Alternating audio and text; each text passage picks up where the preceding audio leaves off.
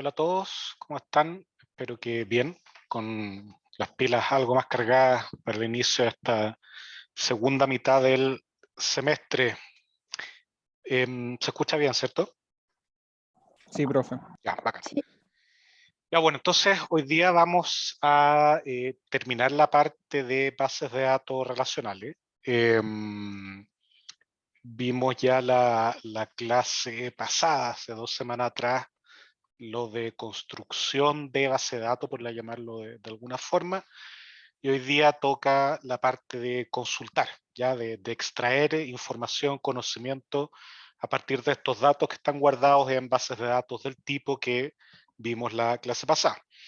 Un par de detalles antes, ahora que estoy viendo en el chat, es algo que no hemos discutido. Es complicado porque para los que no han visto el chat, están preguntando qué pasa con la evaluación que va a ser el jueves, el taller, y que no va a ser hoy día porque la universidad no deja que sea hoy día porque estamos volviendo, etcétera. Si va a haber más tiempo, a ver, lo que descarto de entrada es que haya más tiempo para otro día, eso no va a pasar, ¿ya? Sobre más tiempo, un rato más después de que termine el módulo, tenemos que verlo, hay que ver cuánta gente está en la situación.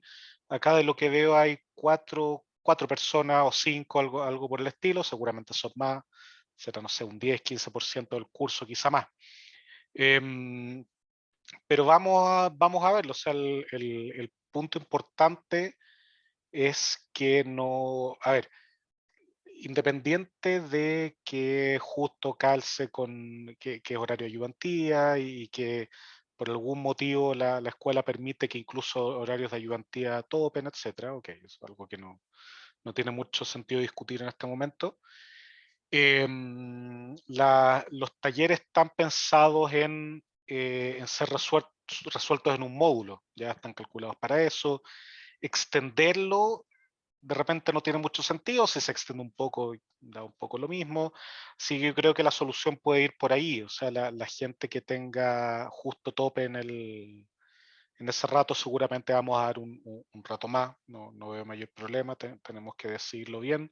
Ahora, tienen que tener claro también que no vamos a estar pendientes en Discord fuera del módulo de la ayudantía, eso es parte de... pero yo creo que eso podemos hacer, dejarlo más allá de, no sé, un módulo extra, lo veo difícil, para otro día de ninguna manera. Ya sí, yo creo que vamos a ir por ese lado. Intuyo que para la gente que le calza ese módulo con una ayudantía, ese módulo, clase en ese módulo, puede ser una solución razonable. ¿Ok? Así que bueno, eso se los vamos a informar oportunamente hoy día, mañana, etcétera, ya una vez que lo hayamos discutido entre todo el cuerpo docente. ¿Ok? Ya, no sé si hay alguna otra duda, quizá algún antecedente de esto mismo, o algún otro comentario antes de continuar, porque la idea de hoy es, vemos esta materia, dependiendo cuánto rato nos tome ver este resumen de materia, empezamos con los ejercicios al tiro del primer módulo o los empezamos el segundo módulo. En cualquier caso, si terminamos antes, que yo intuyo que vamos a terminar antes, quedan libres para retirarse, no hay problema. No creo que tomemos los dos módulos, porque sería rellenar con esto, siendo que lo principal es que ustedes vayan practicando. ¿Ok? Entonces, bueno, dicho eso, no sé si hay alguien que tenga alguna duda o algo que agregar sobre esto último.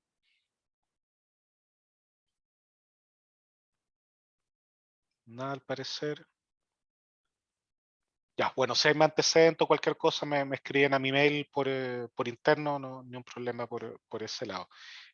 Sobre las notas, debiesen estar al caer las notas de la actividad 2. Ya, eso ya debe estar pronto. Así que ahí van a tener también esa información. ¿Ok? Ya, entonces, partamos con esto. Porfa, me van interrumpiendo, haciendo consulta, ya sea por chat o por voz, cuando quieran. Entonces, bueno, esta clase nos vamos a centrar en SQL en sí. Ya la clase pasada hablamos de SQL para creación de datos, definición de datos, pero también vimos la parte conceptual de las bases de datos relacionales, etcétera. Hoy día nos vamos a centrar un 99% en lo que es SQL, pero en particular SQL para manipulación de datos, ¿ok? No para creación o definición de datos, ¿ok? Y eso es el subconjunto de SQL llamado DML, ¿ok? Casi nadie le dice DML, pero es para tenerlo claro si lo leen en algún lado, ¿ok? Entonces, bueno, ¿en qué consisten las consultas en SQL? A diferencia de otros lenguajes, la interfaz para hacer consultas e interactuar con los datos que tiene SQL es sumamente clara y simple y poco variable, ¿ya? En esencia, se remite a estas tres cosas que tengo en la slide, ¿ya? Escribir una consulta es poner select, donde se indica qué cosas quiero extraer de los datos. Luego uno pone from, pone de qué tablas quiero extraer los datos, ¿ya? Y luego uno dice where, ¿ya? E indica las condiciones o restricciones que tienen que cumplir los datos que yo voy a extraer, ¿ya? Y eso es, ¿ya? Ahora, como siempre que un profesor dice, no, si esto es simple, eso es, esto está lleno de dificultades, matices y detalles por dentro. Ya vamos a ver, hay consultas anidadas, yo dentro de un from puedo poner también un select from where, muchas cosas, ¿ya? Pero en el fondo, la estructura, llamémoslo el bloque central de una consulta, siempre va a ser así. Select from where, ¿ok? Select, que es la proyección, es donde yo decido qué elementos quiero extraer, from desde dónde y where qué condiciones tienen que cumplir, ¿ya? Entonces, por ejemplo, si tengo esta tabla, ¿ya? O este subconjunto de una tabla, donde tengo 5 columnas, el número de empleado, nombre, edad, departamento y salario, ¿ya? Yo podría ejecutar la siguiente consulta. Select asterisco from empleados, ¿ya? Y select asterisco from empleados, ¿ya? Me va a retornar todo, ¿ya? Porque esencialmente el asterisco en este caso significa entrégame todas las columnas, ¿ya? No es necesario elegir una en particular o algunas en particular. No quiero que calcules una función con estas columnas. No, solo quiero que me entregues todas las columnas, ¿ok? Entonces, ¿dónde estamos? En este caso, el select acá sería un asterisco. Ah, y un detallito acá, tal cual como en la clase pasada les mencioné otro elemento que era optativo en el caso del create table. Acá, si yo pongo distinct, que está puesto entre corchetas porque significa que es optativo, puedo o no puedo ponerlo. El distinct me indica que solo voy a retornar los valores que sean distintos entre sí, ¿ya? Dicho de otra manera, voy a terminar este ejemplo, después se lo aclaro, pero esto en el fondo es para no tener resultados repetidos, ¿ok? A pesar de que haya filas repetidas. Entonces, yo acá, para este caso, el select va a ir con el asterisco, el from, ¿ya? Va a ser solo de la tabla empleados, que es esta tabla de acá, ¿ya? Y no voy a poner ningún where, ¿ya? No tengo where acá. Entonces, si no tengo condiciones, ¿ya? No voy a poner nada en el where, ¿ya? Entonces, al decir dame todo de la tabla empleado, yo voy a obtener esta misma tabla como resultado, ¿ya? Entonces, aquí un primer insight de esto que nos va a servir para un par de slides más. La operación de consulta, el select from where, retorna una tabla, ¿ya? O sea, yo hago consultas sobre tablas y el retorno de esa consulta es una tabla nueva, ¿ya? No es una tabla que yo vaya a crear en mi base de datos, sino que digámoslo, el tipo de dato de retorno del select es una nueva tabla, ¿ya? Temporal, muere ahí, etcétera, como uno quiera verlo, ¿ya? Pero esto no nos abre la puerta que, por ejemplo, lo que le había mencionado hace un rato, yo podría más adelante poner un select acá, ¿ya? Dado que el select retorna una tabla, y acá estoy diciendo desde qué tablas voy a sacar la información, bueno, nada me impide poner un select por ahí, ¿ok? Como una especie de anidación en las consultas. Ahora, yo puedo ponerme un poquitito, muy poquitito más específico, ¿ya? Y meter algún tipo de restricción. Yo podría hacer algo como lo siguiente. Un select asterisco from empleados, ¿ya? Le estoy dando un alias a la tabla empleados, y esto se lo había mencionado en la clase anterior, con el fin de no tener que repetir siempre el nombre empleado, ¿ya?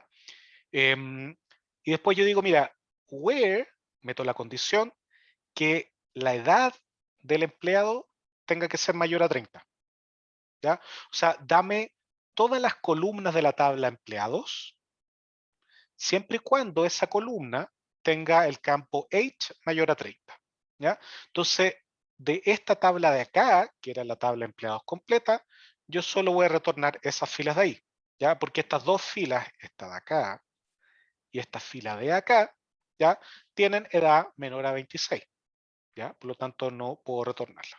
Y voy a obtener eso, ¿ok? Entonces, yo fácilmente generé en la respuesta condicionando con el where, ¿ya? Ahora, una aclaración sobre estos alias.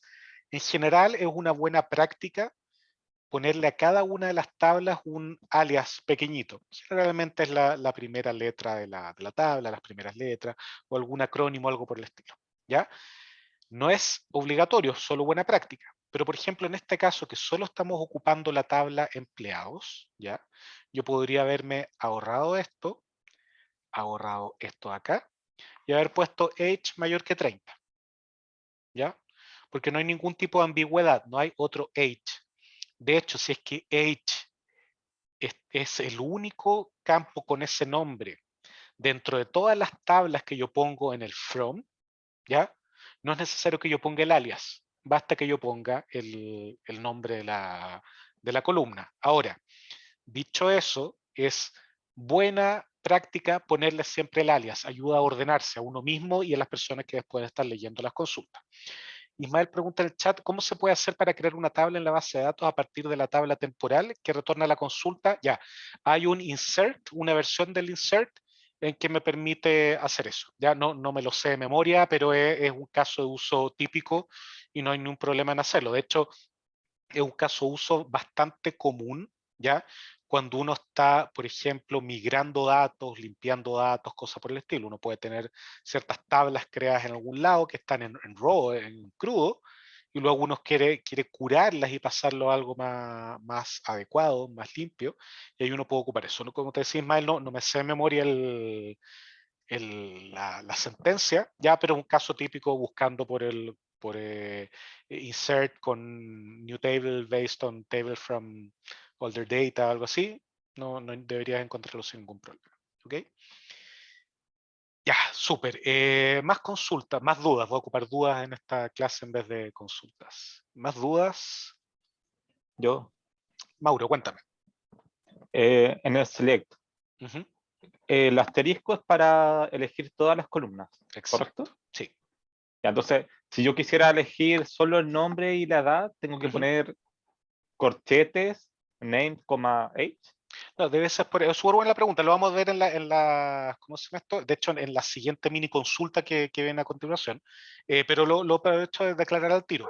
Tú pones, si tienes un alias, le pones el alias. Por ejemplo, acá si yo quisiera obtener solo el nombre, pondría no, en esta, from empleados y acá hubiera puesto en vez del asterisco, hubiera puesto e.name. ¿Ya? Esto está con mayúscula. ¿Ya? Y ahí hubiera tenido solo el nombre. Si hubiera querido el nombre y la edad, hubiera puesto además e.age. ¿Ya? O algo por el estilo. Uno basta poner los nombres de las columnas que quiere. Si es que son de más de una tabla, porque en la siguiente slide vamos a ver los joins, cuando yo empiezo a combinar tablas, ahí es mejor ir indicando de qué tabla es, pero yo puedo ir mezclándolos sin ningún problema. No sé si ahí te aclaro un poco la duda, Mauro. Sí. Y, Ya. entonces, ¿los asteriscos para qué son? Ese distinct, ¿de qué? A ver, espérate. A ver, el asterisco es un operador que significa. Perdón, los corchetes, perdón. Los Ah, ya, corchetes del. ya, los corchetes indican que lo que está dentro del corchete es optativo, es opcional. ¿Ya?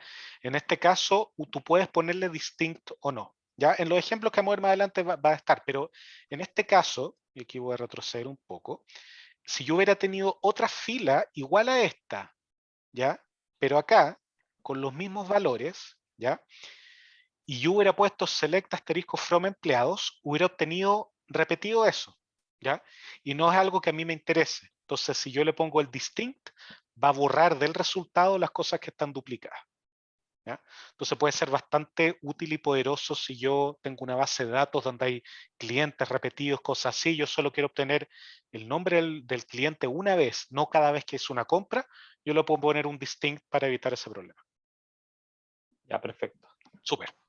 Iván, tú estás con la mano arriba, dale, por favor. Sí, tenía una duda respecto a eso mismo, que por ejemplo, si es que hubiera como un cliente, en este caso un cliente repetido, o bueno, en este caso, bueno, este es otro caso, pero por ejemplo, si se repitiera una fila, no es necesario como limpiar la base de datos como se hizo anteriormente, como creando la tabla y que la tabla esté como que no hayan replicado. No, ¿no es necesario hacer eso entonces? Esa es mi duda. Depende del caso, Iván. En general, uno va a tratar de que no haya filas repetidas en una tabla, ¿ya? En general. Ahora, hay casos en que uno por redundancia o por algún otro motivo quisiera tenerlo, ¿ya? Pero en general no es así, ¿ok? Entonces, si el distinct, o sea, si yo estoy poniendo asterisco, ¿ya? El distinct como que no tiene mucho sentido, ¿ok? Pero el tema es el siguiente, si yo pongo, por ejemplo, acá, y yo espero que con este ejemplo quede un poco más claro, en vez de asterisco, yo pongo solo e.name, ¿ya? Y acá hay otra persona que se llama Alex S, ¿ya? Que es otro ID, está el ID 5, trabaja en otro lado y tiene un sueldo distinto, tiene otra edad, ¿ya? Y si yo pongo acá, hubiera puesto select e.name from empleados, ¿ya? Para saber los nombres de los empleados, hubiera tenido repetido el nombre Alex S. Y quizá no era lo que yo quería. Entonces ahí sí me hubiera convenido poner el distinct, ¿ya? Porque el distinct trabaja no sobre todas las filas de la tabla donde yo estoy haciendo la consulta, sino por todas las filas de la tabla que yo estoy generando como resultado, ¿ya? Entonces, resumiendo tu pregunta, porque lo enchufé con esto que es relevante, uno por lo general va a querer que no existan filas duplicadas en la tabla, ¿ya? Porque más allá de este problema puede llevar a otros problemas, ¿ya? Ahora, si es que se quiere, bueno, es una decisión de diseño por algún motivo. Ahora, relacionado con el distinct, si el distinct sirve cuando yo estoy haciendo una proyección, pues estoy como reduciendo la cantidad de columnas que voy a obtener, y ahí es más probable que haya valores repetidos, ¿ya? Porque lo que yo quiero que no se repita es la fila entera, pero si hago un subconjunto de columnas es posible que se repita, y en ese caso el distinct me permite evitar los repetidos cuando yo estoy obteniendo los datos de una consulta. Ahora, y aquí me engancho una pregunta anterior, yo podría querer insertar datos en una tabla que vienen de otra tabla y podría hacer la limpieza de esta manera. Mira, yo inserté, me dio lo mismo si estuvieran repetidos los datos, los metí en esta otra tabla, luego sobre esa tabla hago una consulta con un distinct y el resultado de eso lo inserto en esta nueva tabla. Uno también podría tener ese caso de uso, no hay ningún problema. Ya, profe, perfecto, me queda más claro, gracias. Bacán, qué bueno, de nada. ¿Más dudas? Profe, ¿para qué es el E? ¿Qué es el E mayúscula solo? Esto acá, eso. Sí, Es un alias, tú le estás dando un nombre por mientras a la tabla empleados. Estáis diciendo, mira, para toda esta consulta, empleados lo puedo llamar empleados o también lo puedo llamar E, ¿ya? Entonces tú después acá, en vez de escribir empleados.h, escribes e.h. Es un alias, es como el nombre de un nombre más cortito para la variable. Es netamente eso, y es súper útil cuando uno tiene más de una tabla sobre la cual está haciendo consultas, le pone empleados E, vuelos de corta, cosas por el estilo. gracias. De nada. Ya, continuamos entonces. Vamos a la última consulta de las simples con el select. ¿Ya? Un segundo ya. Entonces yo podría también hacer lo siguiente. Déjenme borrar un poco los garabatos que he escrito. Uno podría decir, bueno, select, y ahora elijo un subconjunto de las columnas. Fíjense, name y age, ¿ya? Desde la tabla empleados, siempre y cuando la edad sea mayor a 30. ¿Ya? Entonces lo que voy a obtener ahora es un subconjunto de esto. ¿Ya? O sea, yo antes estaba obteniendo todas las consultas, las columnas, perdón, ahora voy a obtener solo name y age. Y fíjense que a pesar de yo haber definido acá el alias, no lo estoy ocupando acá.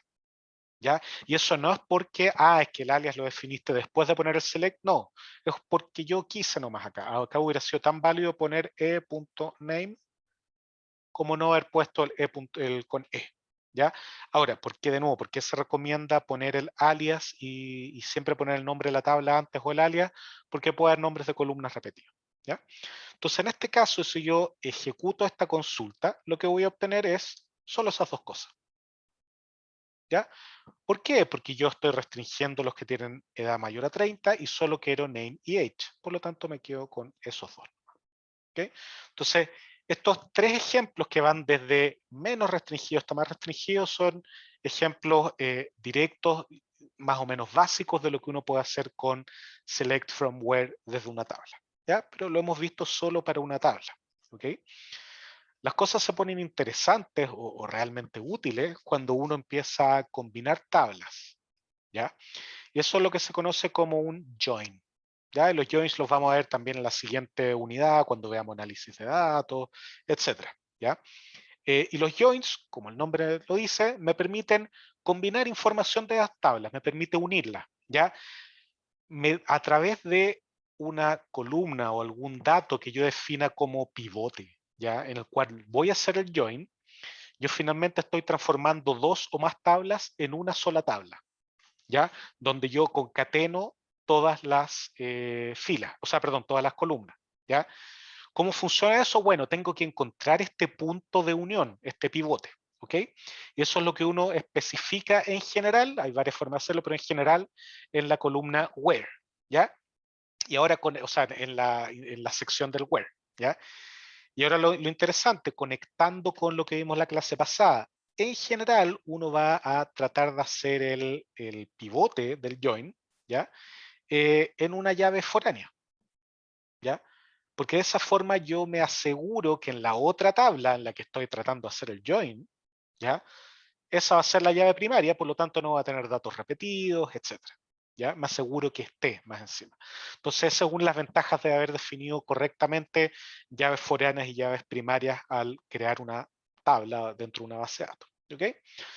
Entonces, por ejemplo, yo voy a poner lo siguiente, va a ser select name from, y ahora fíjese, empleados E y department D. ¿Ya? O sea, yo estoy tomando datos de ambas tablas. ¿Ya? Where, ¿ya? Y acá voy a poner la condición del join, ¿ya? Esto de acá nos vamos a olvidar un poquitito por el momento, ¿ya? Pero esto es lo importante. Acá yo estoy diciendo, mira, tú vas a ir, el select, ¿cómo va a funcionar? Va a ir por cada fila, ¿ya? De la tabla E, ¿ya? Y la va a concatenar con cada una de las filas de la tabla D. ¿Ya? Así funciona el select from where cuando el from son dos tablas. ¿Ya? Si yo no indico nada, aquí esto todavía no lo hago, ¿ya? Si yo no indico nada, yo me hubiera quedado solo con esto, lo que hubiera obtenido es el producto cartesiano entre las filas de la tabla E con las filas de la tabla D, ¿ya? ¿Se puede hacer? Sí. ¿Tiene sentido? De ninguna manera. ¿Ya? No tiene ningún sentido en general hacer eso. ¿Por qué voy a querer el producto cartesiano entre dos tablas si no hay una relación aparente? ¿Ya? Entonces, yo para encontrar esa relación aparente, ¿ya? Que yo creo que me puede ser útil, defino mi pivote. Y en este caso, y este es el ejemplo de la clase anterior, yo sé que la tabla empleados tiene como llave foránea, ¿ya? El ID del departamento al que pertenece cada empleado, ¿ya?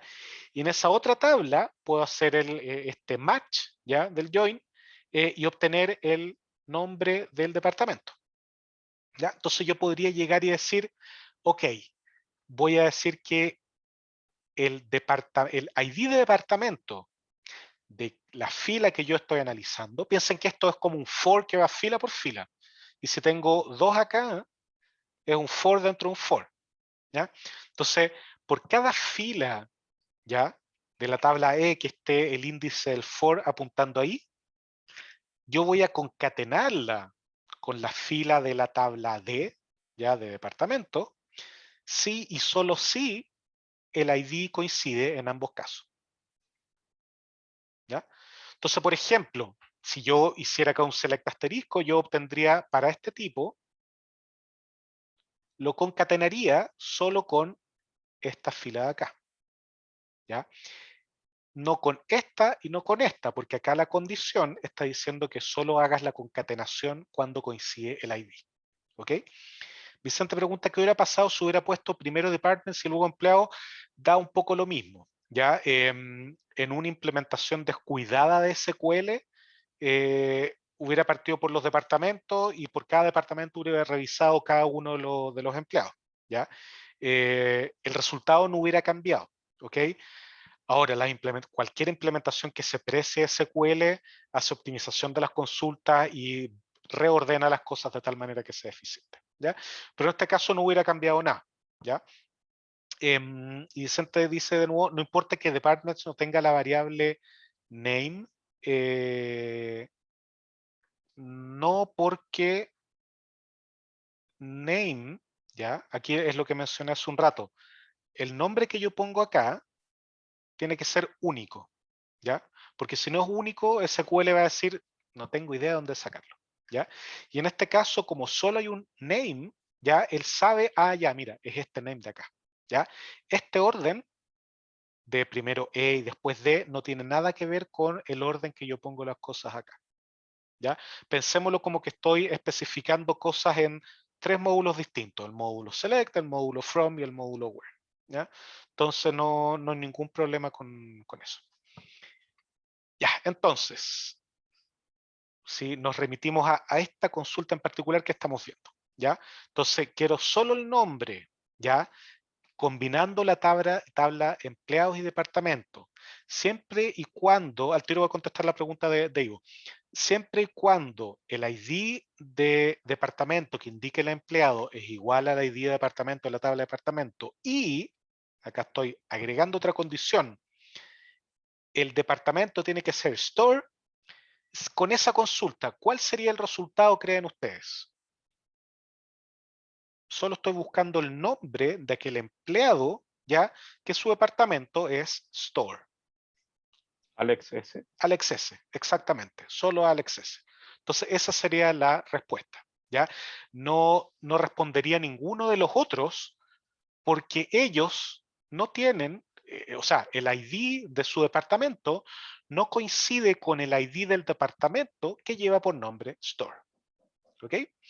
A ver, ahora la consulta de Ivo, ¿qué hubiera pasado si no hubiera conexión entre las tablas? Es decir, empleados no tuviera llaves foráneas. A ver, yo puedo hacer el join incluso si no hay llaves foráneas. ¿Ya? No hay problema. Uno en general lo hace con las llaves foráneas porque te garantiza encontrar las cosas, ¿ya? O que está bien formada la consulta. Ahora, en este caso, ¿ya? Si es que mi tabla de departments no hubiera tenido un campo ID, SQL hubiera reclamado, tal cual como Python que reclama, oye, mira, esta variable no existe, acá te hubiera dicho, mira, esa columna que estáis nombrando no existe. ¿Ya?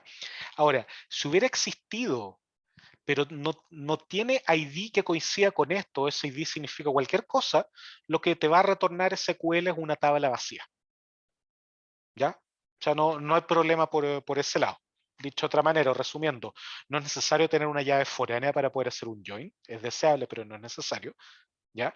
De hecho, va a depender. A veces uno ni siquiera hacer eso. Uno quiere hacer joins por otros criterios. ¿Ya? Y no hay ningún problema. ¿Ya? Y a ver, José indica, pero Alex S es una tabla con una columna name y con una sola fila. Exactamente. ¿Ya? Esa Alex S es una tabla con una fila y una columna, de la columna es name y tiene solo esa fila, ¿ya? Solo Alex S. ¿Okay? Y es interesante y muy bueno mentalmente ver esto así, como que siempre yo estoy componiendo tablas con tablas o, si nos vamos al modelo relacional, relaciones con relaciones. ¿Ya? Eso nos ayuda a comprender de mejor manera la anidación de consultas, que es lo que viene en la siguiente slide. ¿Ya? Porque en el fondo es como aplicar una función y que el resultado de esa función yo lo puedo procesar porque está en un formato entendible. ¿Ya? Eso es súper práctico. Ya, más dudas, perdón, antes de pasar a la siguiente slide.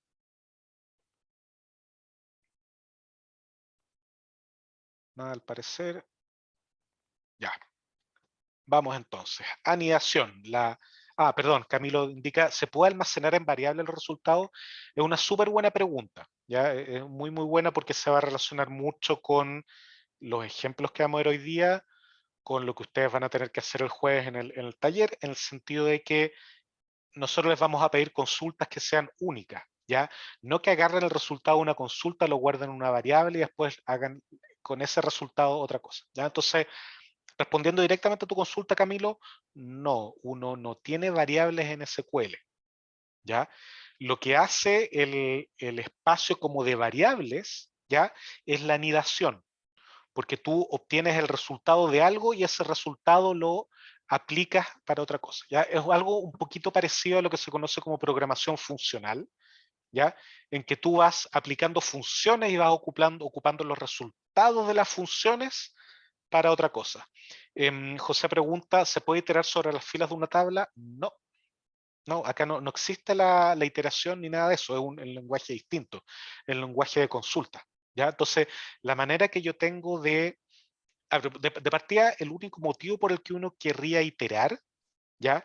Es para buscar algo de una tabla, ¿ya? Porque para presentar los resultados en pantalla, ¿para qué? Pues no tiene sentido, ¿ya? Entonces, lo que yo hago es, en vez de iterar buscando la condición, yo pongo la condición en la parte del where, ¿ya?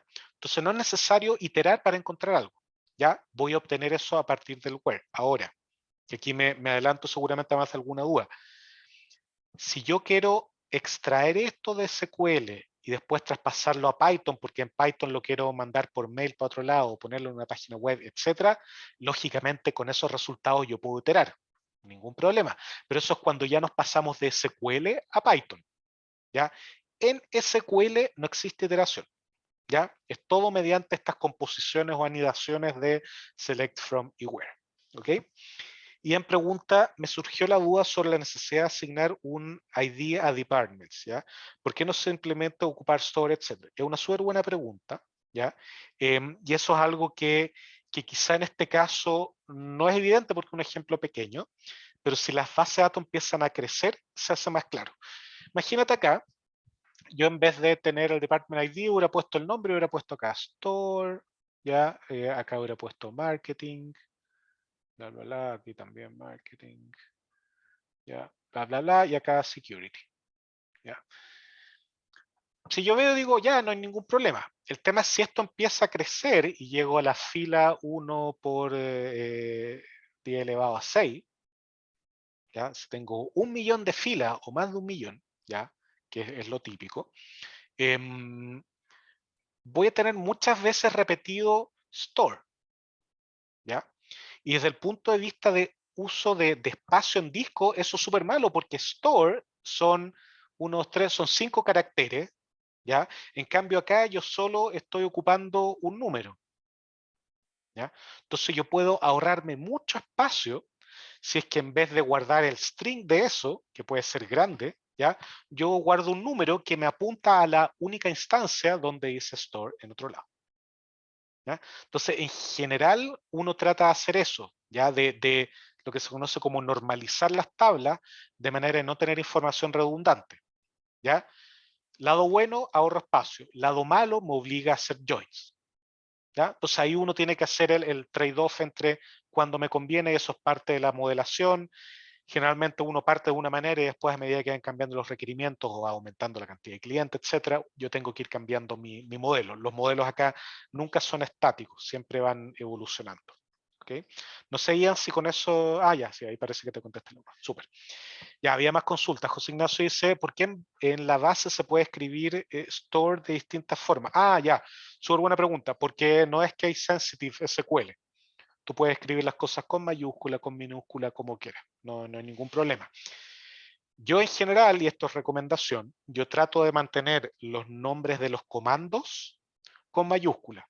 Select con mayúscula, from con mayúscula, where, todo con eso con mayúscula, es los que vamos a ver a continuación, ¿ya? Los nombres de las tablas, en general trato de que partan con mayúscula y después sigan con minúscula. Y los nombres de las columnas, ¿ya? Ahí da un poco lo mismo, en este ejemplo están con mayúscula, otras veces están con minúscula. Yo cuando yo diseño una tabla, tiendo a hacerlo con minúscula, ¿ya? Y ocupar el underscore para ir separando las cosas, no el guión, pero ahí ya depende de cada uno. Lo importante es que para SQL da lo mismo el case, puede ser mayúsculo, minúsculo, da un poco lo mismo. ¿Ok?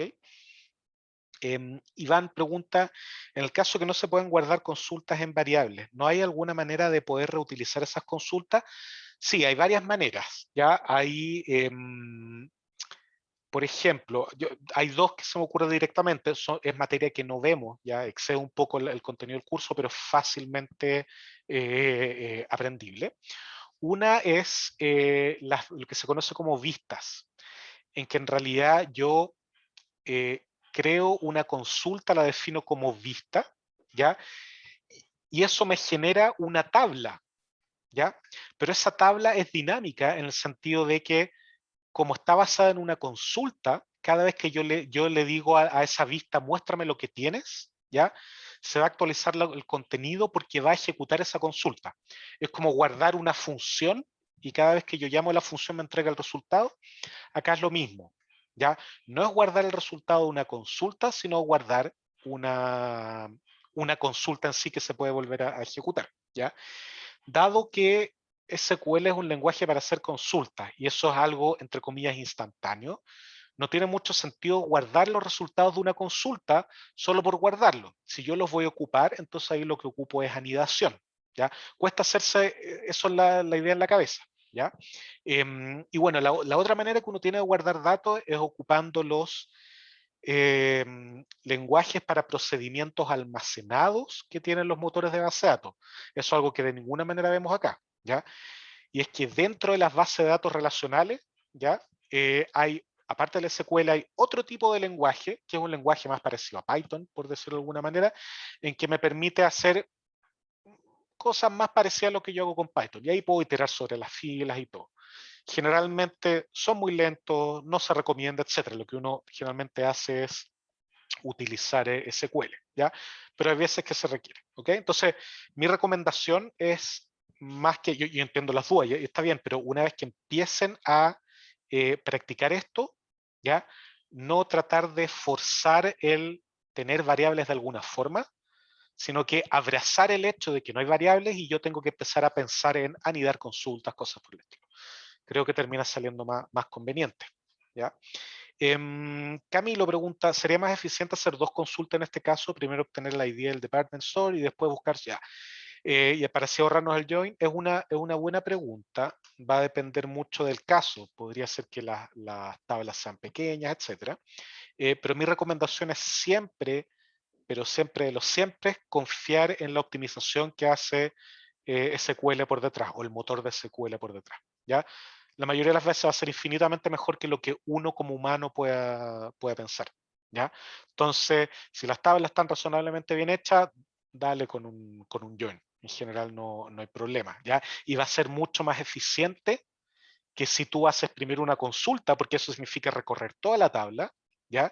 Y después hacer la consulta a la otra tabla y después hacer el join, ¿ya? A mano. ¿Okay? Así que mi recomendación es, y en particular en lo que vemos de materia en este curso, no darle mayor vuelta y hacer el join nomás, ¿ya? Ahora ya en el mundo profesional, cuando ustedes están trabajando y se enfrenten con esto, y créanme, la gran mayoría de ustedes sí se va a enfrentar a esto, ¿ya? Saliendo un poco el tema, la gran mayoría de los alumnos que quieran hacer trabajo título conmigo, que salen de industria del transporte por el estilo, hacen cosas así. Trabajan con base de datos relacionales, etcétera. Es algo típico. Ya esta materia es súper importante. Entonces, en esos casos, cuando ustedes van trabajando con hartos datos, etcétera, muchas veces ahí lo que vale es hacer pruebas de rendimiento. Mira, voy a hacerlo de esta manera. ¿Qué tal me sale? Ah, me sale bien. De esta otra forma, etc. Ya en este curso basta en general confiar en el join, pero ya cuando uno lo lleva a grandes volúmenes de datos, ya ahí conviene hacerlo, ir probando. ¿Ya? Ahora, en la práctica, salvo que sea un set de datos muy grande, como que basta hacer el join y no hay problema. ¿Ok? Ya, más consultas. Nada al parecer. Ya, vamos entonces. Anidación, ¿ya? Ah, ya, Camilo pregunta más o menos cuántos, muchos datos. Va a depender de que depende de muchas cosas, pero cuando es muchos datos, cuando ya no te cabe en un disco duro, ya o necesitáis muchos discos duros para almacenar las cosas, etcétera. Si algo me cabe en un archivo CSV o en un archivo JSON o en un archivo Excel, no es muchos datos, ¿ya? Cuando son múltiples archivos de varios gigas, etcétera, ahí ya podríamos estar hablando de muchos datos. Pero en general un archivo con un par de cientos de megas es datos, pero no es nada muy terrible. ¿Okay? Para un motor de base de datos en serio, Oracle, Postgres, etcétera, eso es pocos datos y las consultas se resuelven en décimas de segundo. ¿Ya? Mauro, dime, sí, por favor. Una base de datos puede tener como archivos dentro. O sea, una base de datos puede tener JPG, MP4 metidos. Claro, sí, no hay problema. Hay un campo especial, un tipo de dato especial, ¿ya?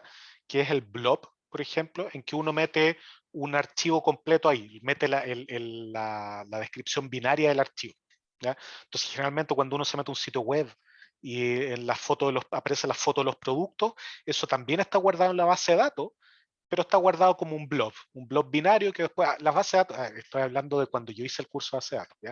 A esta altura estoy seguro que las bases de datos tienen tipos de datos picture o image o algo por el estilo que lo permita a uno sacar eso fácil. Así que sí, hay soporte para eso, está archi solucionado y uno casi que no tiene que preocuparse.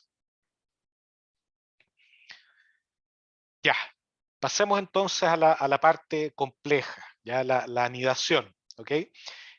Para visualizar esto, entender esto, uno en realidad, lo que al menos a mí me sirve mucho es ir pensando las consultas o las cosas que quiero resolver por parte, ¿ya?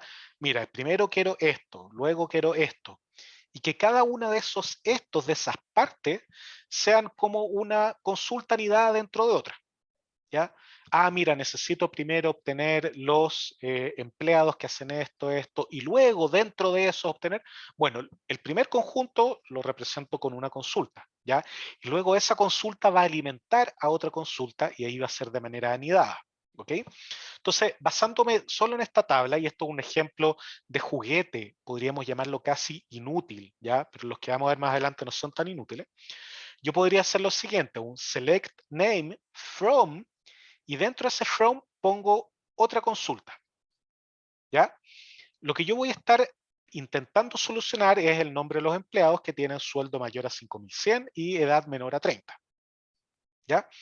Entonces yo podría decir de manera súper poco eficiente, ¿ya? Podría decir, mira, antes de andar restringiendo por el sueldo, ¿ya? Yo primero voy a encontrar todos aquellos empleados, su nombre y su edad, que son menores de 30 años. ¿Ya? De hecho, yo podría acá obviar age, ¿ya? Y decir, dame todos los empleados, su nombre y su sueldo, tales que su edad sea menor a 30. ¿Ya? Y el resultado de eso, y esto lo podemos ver acá, el resultado de ese select va a ser esta columna, ya la columna name, la columna salary, pero solo los que son menores a 30. Por lo tanto, voy a tener Alex S, 5.000, Jones, 5.100. Perdón, me condolé. Menores a 30. No, perdón, lo hice bien. Ya, sí. Voy a retornar eso y esto acá. ¿Por qué? Porque Alex S y Jones son los únicos que son menores de 30, ¿ya? Y Golif K y Rabin R, ¿ya? Son mayores de 30, así que chao. ¿Ok?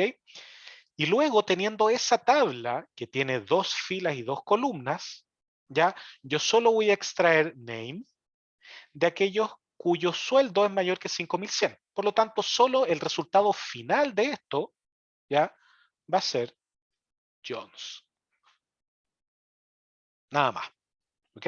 Entonces, de nuevo, yo podría haber hecho eso tan fácil como haber puesto estas dos condiciones en el where, donde el sueldo mayor que 5.100 y la edad menor a 30. ¿Ya? Pero este ejemplo nos permite hacernos un poco la idea de que yo puedo ir componiendo, ¿ya? De hecho, nada me impide que este from de acá sea también otro select, etcétera, ¿ya? No hay ningún problema. Puedo anidar y anidar, anidar muchas veces. No hay ningún problema. ¿Ok? Ya. Más dudas. Profe, una pregunta. Sí, dime. Esto como ¿cuánto afecta el tiempo de ejecución como en términos de número de consulta anidada? Es relativo porque puede ser que tú al tener una consulta anidada reduzcas mucho el espacio de búsqueda. ¿Cachai? O sea, acá tienes que pasar, sobre todo si hay joins, podría ser que si tú no haces una consulta anidada vas a tener que iterar por dos tablas muy grandes muchas veces. Ya, iterar, SQL itera, no tú.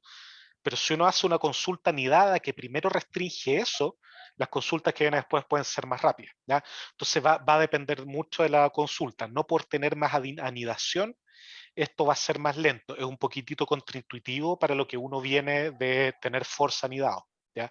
Muchas veces yo voy a buscar la anidación porque me va a permitir hacer las búsquedas después en tablas más pequeñas. ¿Ya? Así que no hay una respuesta así como que les sirva para todos los casos. Ya, perfecto. Súper. Vicente pregunta, ¿existe el comando OR? Sí, OR, AND, todas esas cosas existen. Está lleno de comandos. Acá vamos a ver algunos. Otros, la idea es que ustedes los vayan revisando a medida que van practicando. Pero la gran mayoría de las veces, lo que ustedes piensan como un operador existe. ¿Ya? El in si está dentro de un conjunto de elementos, el between si está entre dos conjuntos numéricos, todo ese tipo de cosas existen, no deberían tener problema en encontrarlo y en utilizarlo. ¿Ya? Ahora, y acá me quiero anticipar un poco, que esté soportado en SQL general no significa que SQLite lo soporte. Hay varias cosas que SQLite no soporta, ¿ya? Y es importante, dado que estamos trabajando con SQLite, ¿ya?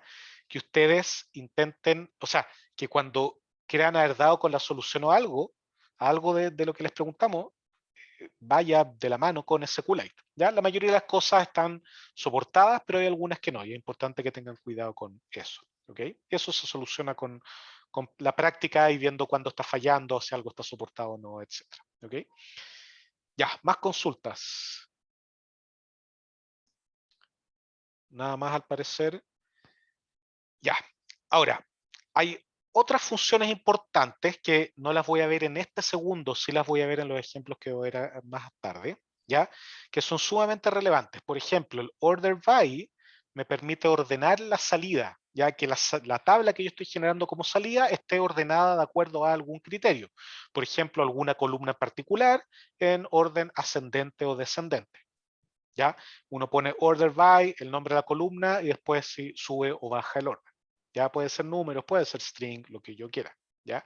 El group by me permite, esto viene después del where, el group by me permite hacer con los resultados que yo obtengo, hacer grupos. ¿Ya? Y luego sobre esos grupos puedo meter condiciones. Generalmente el group by, lo vamos a ver más tarde, va unido a un having. ¿Ya? Entonces yo podría, aquí voy a retroceder un poco, yo podría haber dicho, mira, obtén tal dato, group by age, ¿ya? Y ahí me va a agrupar por gente que tenga la misma edad, en grupos de gente que tenga la misma edad, y después podría decir having salary mayor que tanto. ¿Ya? Entonces dentro de mi conjunto de gente que tiene cierta edad, yo voy a agregar un nuevo filtro que tiene que ver con solo ese subgrupo, no con todo. ¿Ya? Entonces, el group by me permite agrupar y junto con el having me permite hacer restricciones dentro de los grupos. ¿Ok? Ahora, Profe, sí, por favor, dime, Manuel. una pregunta con respecto al group by, que como haciendo el laboratorio como que como resultado el group by, por ejemplo, si es que quisiera tener como, no sé, todos los alumnos con cierto promedio, Ujú, como aparecía en el ejemplo en clase, y quisiera como tener como todos sus nombres al final, ujú. al hacerlo en SQL, como que al hacer el group by entregaba solamente por un nombre y no entregaba a todos. ¿Cómo se puede Exacto. hacer Ya, a para ver, como tener todo el conjunto del grupo? ya, es que ahí va a depender porque tú vas a obtener si vas a poner al hacer group by, tú estás de cierta manera definiendo como un representante. ¿Ya? Entonces lo que debieses poner es agregar otra como no condición, sino otra cosa a presentar que sean los nombres. ¿Ya? Por eso yo entiendo la duda, que quizá excede un poquito de lo que estamos viendo en este caso y más adelante lo podemos discutir. ¿Ya? Pero en el fondo es un caso típico en que tú quieres representar más cosas dentro de un grupo. ¿Cachai? No solo, lo que pasa es que el having te va a agrupar, ¿ya? De acuerdo a lo que tú le pongas como criterio. Entonces, si pones el group by por el nombre, todas las personas que están ahí van a tener el mismo nombre, ¿ya? Si tú le pones group by por la edad, ¿ya? Y luego le pones que muestre el nombre, te va a mostrar todos los nombres, ¿ya? Que tienen esa edad, ¿cachai? Entonces depende de acuerdo a qué tú estás agrupando, ¿ya?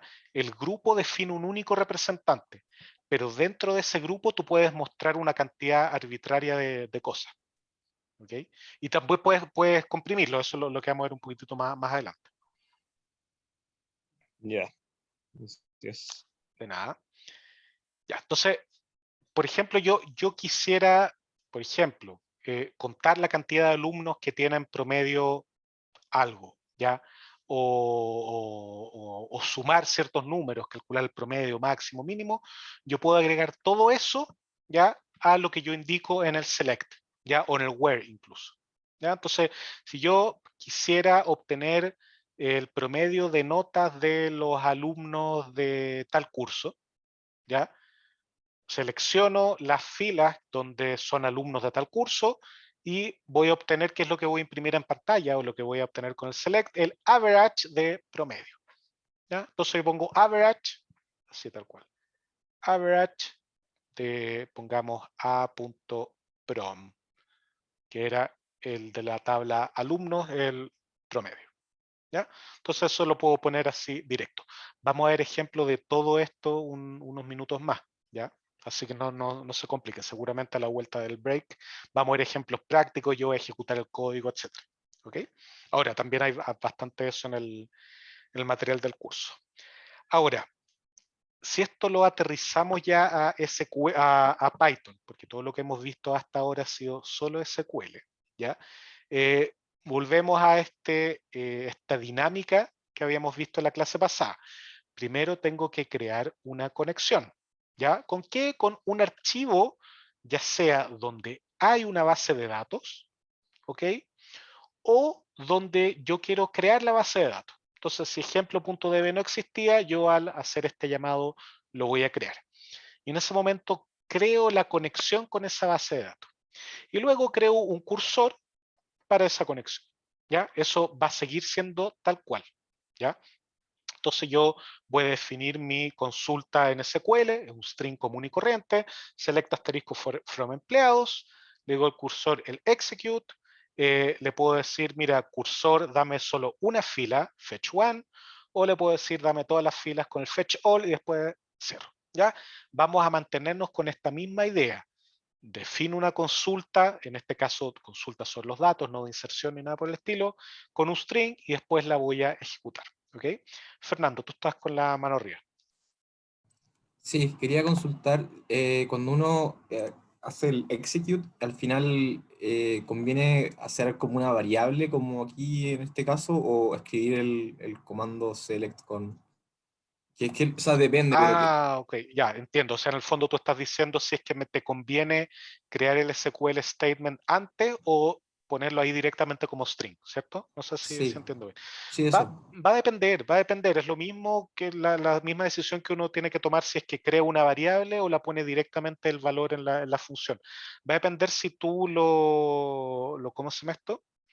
Lo vas a reutilizar.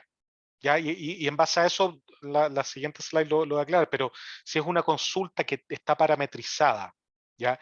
Y tú la vas a reutilizar en otros lados, claro, quizá te conviene tenerlo en un string. Ahora, si es una consulta que vas a utilizar una vez, bueno, la pones directamente ahí, no hay mayor problema. ¿Ya? Es esa más o menos la Ya, disyuntiva.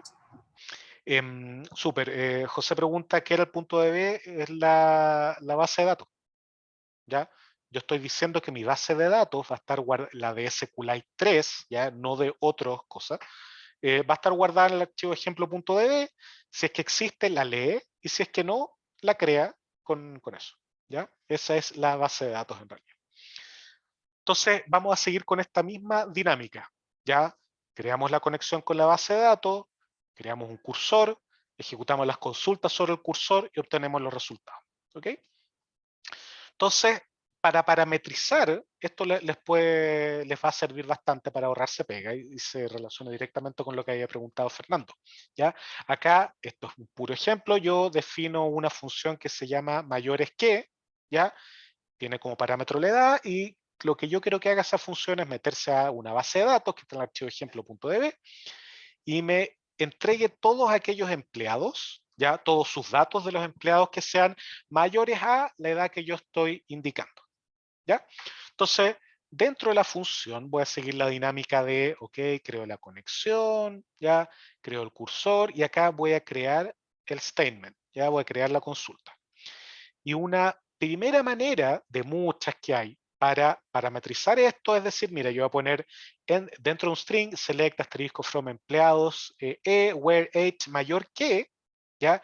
Y en sintaxis típica de Python voy a poner estas llaves, ¿ya? Y después con el format voy a decir format edad, ¿ya? Me aprovecho del format de Python, ¿ya? Y voy a poner la edad ahí, ¿ok? Y luego voy a llamar a las consultas, ¿ok? Ahora, esto tiene bastantes problemas, ¿ya? En que uno hace que uno tenga que ser muy cuidadoso. Lo primero, acá edad es un número, y cuando yo pongo números en SQL no hay problema, pero si yo quiero poner un string, los strings en Python van con comillas, ¿ya? Con comillas simples o comillas dobles, ¿ya? Eso significa que yo acá mi string va a tener que tener doble comilla, porque una comilla es para indicar que es un string de Python y otra comilla para que sea como string de SQL. ¿Ya? Entonces, este esquema uno puede ocuparlo, pero no es el más práctico. ¿Ya? Otro que es un poco más práctico, ¿ya? Es ocupando los strings F de Python, ¿ya? Que quizá alguno de ustedes no está familiarizado, en que en el fondo yo me olvido del format y los datos que quiero meter dentro de mi string lo hago de manera directa. Entonces pongo F, pongo las comillas simples o comillas dobles, como queramos verlo, escribo lo que yo quiera escribir y dentro de mi string en Python, ¿ya? Voy a poner las llaves y dentro de la llave yo voy a poner lo que quiero que aparezca. ¿Ya? Entonces no tengo que llamar al format, sino que yo imputo directamente el formato como yo lo veo, como yo lo quiero. ¿Ya? ¿Qué ventaja tiene esto sobre lo anterior? Es más directo, me ahorro esto del format que está como al final del string, yo acá pongo directamente en la posición donde va el string, me hace un poco más explícito, si estoy trabajando con SQL, el tener que poner la comilla simple, comilla doble, doble comilla, etc. ¿Ya? Pero tiene el mismo problema de que tengo que especificar eso, ¿ya? La forma preferida que yo recomiendo al menos al trabajar en Python y SQL es la siguiente, ¿ya? Yo voy a parametrizar la consulta con signos de interrogación, ¿ya? Donde quiero que haya un dato imputado por mí, ¿ya? O por otro lado de la base de datos, por otra persona, la consola, etcétera, ¿ya? Voy a poner un signo de interrogación, ¿ok? Y mi consulta va a quedar guardada así, con el signo de interrogación, ¿ya? Luego, cuando yo la vaya a ejecutar, ¿ya? El segundo parámetro, ¿ya? Del execute va a ser una tupla, ¿ya? Donde yo en cada posición de la tupla voy a poner el valor que tengo que utilizar para la consulta, ¿ya? Entonces, en este caso, pongo edad ahí en la tupla, ¿ok? Y ahora voy a contestar la pregunta de José Tomás con lo siguiente. ¿Qué pasa si edad hubiera sido un string? ¿Ya? Porque si es un entero, acá lo pongo así tal cual y no hay problema. Pero si edad hubiera sido un string, la gracia de esto es que también lo pongo así tal cual carepalo y no hay ningún problema con tengo que poner más comillas, etcétera, porque el execute entiende que lo que me están poniendo ahí es un string, conoce el tipo de datos y lo inserta en la consulta en SQL con las comillas correspondientes. Entonces, ocupando esto, yo me olvido de tener que hacerle entender a SQL que esto es un string. El execute se encarga de eso, ya que él es capaz de leer el tipo de dato, ¿ya?, que estoy entregándole en la tupla, ¿ya? Entonces, súper importante tener claro esto. Yo marco los datos que quiero meter con signo de interrogación y luego en una tupla pongo esos datos en el mismo orden en que yo haya definido los signos de interrogación. Y listo, ahí se acaba el problema. Es sumamente directo, ¿ok? Ya, súper. Creo que ahí le contesté a José Tomás la pregunta. ¿Hay alguna duda más de esto?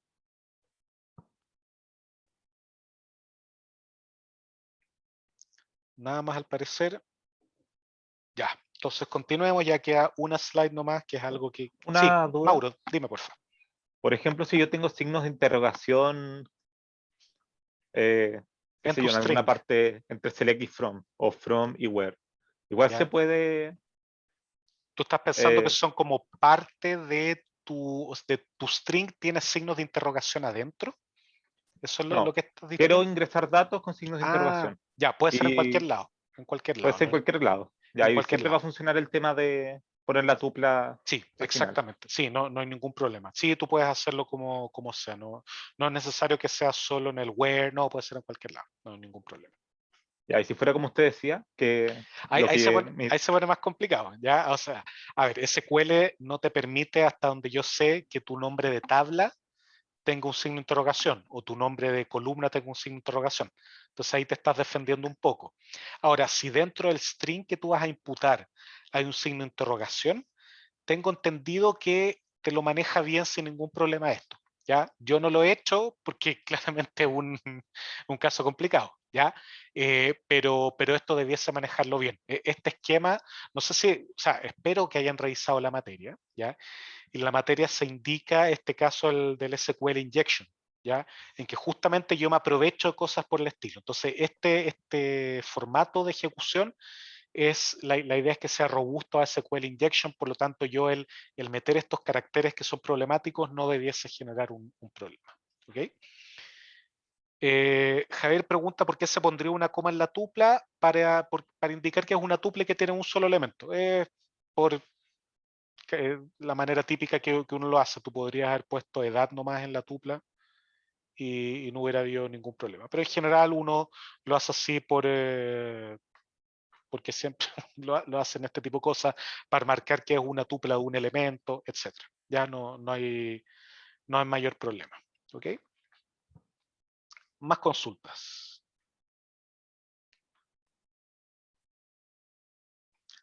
Nada más. Ya, entonces, vamos a lo casi último. Esta es la misma slide de la clase pasada, pero quiero enfatizarlo. Por favor, tengan mucho, no es cuidado, sino estén atentos al manejo de errores. ¿Ya? Sobre todo en esta parte, ustedes van a tener los errores de Python tradicionales, típicos, que uno siempre tiene cuando programa, ¿ya? Pero además van a tener los errores de SQL, ¿ya? Entonces, yo recuerdo para el taller pasado, mucha gente decía, tengo un error que me dice algo de near dark, ¿ya? Y por ningún lado habían escrito dark, ¿ya? Pero ¿qué era lo que pasaba? Que en la consulta de inserción, en la sentencia de inserción que estaban utilizando, estaban insertando un dato que tenía escrito dark, ¿ya? Entonces, como ustedes están tratando de ejecutar eso en el motor de SQL, el motor de SQL les decía, mira, tú estás tratando de meter algo con dark que tiene problemas, ¿ya? Entonces, ojo, cuando es al punto 1, la clave o una de las claves para programar es entender los errores que me está tirando esto. ¿Ya? O sea, cuando uno ve un error, no tiene que mirar al cielo y decir, oh, un error, no sé qué hacer, ¿ya? Sino que ver, mira, a ver, ¿de qué se trata el error? Voy a googlearlo a ver qué significa, ¿ya? Ahora, si uno no está claro o si logra identificar, mira, es un error de SQL o Python, bueno, ahí voy a proceder a hacerlo o consultaré a quien corresponda, al profesor, ayudante, lo que sea, ¿ya? Pero estén atentos a los errores, ¿ya? O sea, el 99.9% de los errores que van a tener se solucionan, uno, identificándose un error de SQL o de Python, y paso 2, googleando el error en Google, valga la redundancia, ¿ya? Y un consejo, y esto lo complemento a lo que había puesto en la clase pasada, si les complica o les sale difícil, ¿ya? Prototipear en Python, hacer las consultas en Python, ¿ya? pueden hacerlo con software como por ejemplo el SQLite Studio. Ya hay varios, la clase pasada alguien muy amablemente había recomendado otro, que permiten ver de cierta manera. Uno ve la tabla, uno puede escribir consulta en SQL directamente, ¿ya? Y le puede ayudar a uno a hacer las cosas. ¿Ok? Entonces, para los que están más familiarizados con un entorno como ese, bueno, ocupen SQLite Studio y después vayan traspasando las cosas a Python, ¿ya? No hay ningún problema con eso, ¿ya? Ahora, dudas de toda esta parte, antes de pasar a una parte muy, muy pequeña de código para ver bien lo del código en el segundo módulo después del break. No sé si hay alguna consulta. Nada al parecer. Ya, entonces, en lo que viene a continuación, principalmente el segundo módulo, vamos a ver un ejemplo de código y en vez de verlo en Colab o en vez de verlo en Jupyter Notebook, ¿ya? Yo se los voy a mostrar en Visual Studio Code, ¿ya? Que quizá más de alguno lo ha utilizado. Es un entorno de desarrollo completamente, en realidad es un editor de texto que tiene plugins, ¿ya? Y yo le puedo poner plugins de lo que sea, plugins para SQL, plugins para LaTeX y en particular plugins para Jupyter Notebook, ¿ya? Entonces, en vez de lo que yo hago en particular, o sea, lo tengo instalado de todas maneras, yo tengo instalado Jupyter Notebook, pero en general yo trabajo en Visual Studio Code con formato Jupyter Notebook, que tiene ciertas ventajas o no.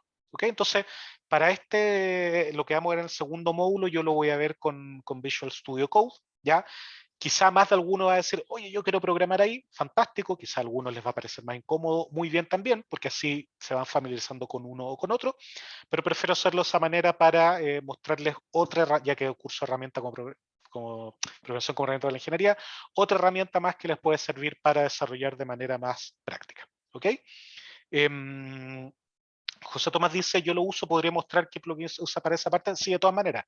De hecho, eso es lo que voy a hacer ahora. Voy a cargar el Visual Studio Code y les voy a mostrar los plugins que ocupo yo. Denme un segundo. Esto, déjenme ver dónde lo tengo abierto. Esto está acá, si no me equivoco. Ahí deben estar viendo el Visual Studio Code, ¿cierto? Supongo que sí. Porfa, que alguien me conteste. ¿Se ve? Ya, bacán. Entonces, bueno, pequeños detalles. Aquí, ¿qué es lo que yo tengo? Así se ve más o menos esta barrita que acá tengo a la derecha, uno puede tenerla a la izquierda, etcétera, ¿ya? Pero en el fondo sí hay una estructura bastante típica. Yo tengo una barra donde veo los archivos. En este caso, ya estoy dentro de una carpeta que se las voy a subir una vez que termine la clase, donde tengo varios archivos. En particular tengo este ejemplo Python más SQL, ¿ya? Que es un archivo, si se fijan, miren acá arriba, un archivo del tipo .ipynd, que son los de Jupyter Notebook, ¿ya? Y acá, cuando yo lo cargo, ¿ya? Le hago doble clic, me lo abre en un formato de celdas, que esto va a ser lo que vamos a hacer en el segundo módulo, ¿ya? En un formato de celdas como los Jupyter Notebook, ¿ya? Y termina siendo enormemente práctico para programar, ¿ok? ¿Y cuál es la gracia? Que como es un editor de texto que tiene plugins, yo puedo editar múltiples formatos. Entonces, por ejemplo, este archivo flights.txt, que lo vamos a trabajar en el segundo módulo, yo le hago un clic y me lo abrió acá en una pestaña al lado, y puedo ver el contenido, que es un archivo .txt. Si yo tuviera acá un archivo Python, me lo abriría el .py, me lo abriría también. Si tuviera un archivo PDF o SQL, también me lo abriría ahí. ¿Ya? Es sumamente práctico, ¿ok? Una cosa que es muy buena y que a mí me ha ayudado a evitar mandarme con doros, es que si yo en esta barrita a la derecha hago solo un clic en el archivo se abre, hice dos clics, perdón, acá se mandó un condoro. Si hago un solo clic, ¿ya? Se abre a prueba de escritura, ¿ya? Cualquier cosa que escriba después no se va a guardar, ¿ya? Entonces puedo modificar, puedo lo que sea, pero después no se va a guardar, ¿ya? Y eso puede ser bastante útil para evitar mandarse errores no deseados, ¿ok? Ahora, con respecto a los plugins, uno acá a la derecha tiene esta barrita que es para ver los archivos. tiene otros botoncitos que para hacer debug, para ir ejecutando línea a línea el código, y tiene esta tercera que son las plugins, ¿ya? Que son los que le permite a uno dar distinta apariencia y funcionalidad al Visual Studio Code. Y en particular que tengo yo, tengo un Code Spell Checker, un corrector ortográfico, ya tanto para el código como para cuando, esto por ejemplo cuando hago los enunciados, para que me verifique que la gramática y sintaxis esté bien en castellano o en inglés.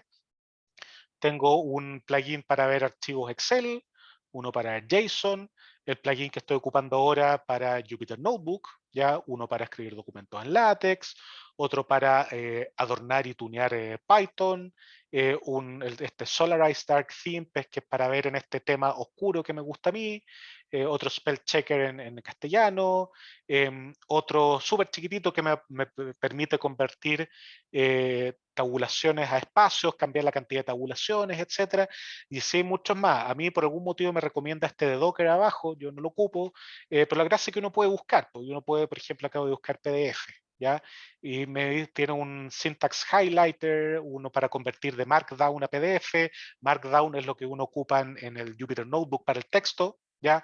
Puede cambiarlo a PDF, etcétera, lo que uno quiera, ¿ya? O sea, Visual Studio Code de verdad es una herramienta ultra potente, potentísima, que uno lo termina ocupando para todo, y eso mismo lo hace muy cómodo porque en mi misma pantalla puedo estar por un lado trabajando en el archivo del Jupyter Notebook, por otro lado preparando un archivo LaTeX para el enunciado. No me extrañaría incluso que yo pudiera hacer cosas en PowerPoint. No, no se puede. A ver, PowerPoint. Bueno, es de Microsoft, así que no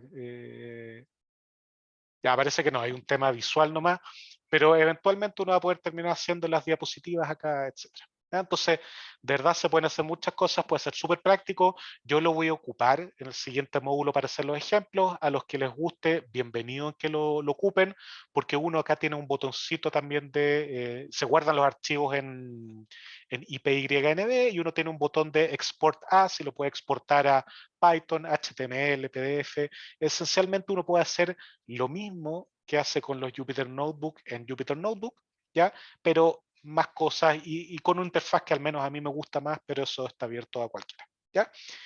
Así que eso, estamos justo en la hora. Vayamos a la pausa, vayamos al recreo, ya no sé cómo llamarlo en esta época de pandemia, el break, pero eso puede ser medio ciútico. Y volvemos a las 3:30 con los ejemplos, que esencialmente es tomar un archivo TXT, lo voy a pasar, o una serie de archivos TXT, lo voy a pasar a una base de datos de SQLite, y después vamos a ir respondiendo entre todas estas 7 consultas que tengo acá. Si no alcanzamos, voy a subir la solución al sitio. Bueno, siempre voy a subir la solución al sitio, incluyendo las cosas que no alcancen. ¿Ok? Eso, nos vemos en 10 minutitos más a las 3:30. Chao, chao.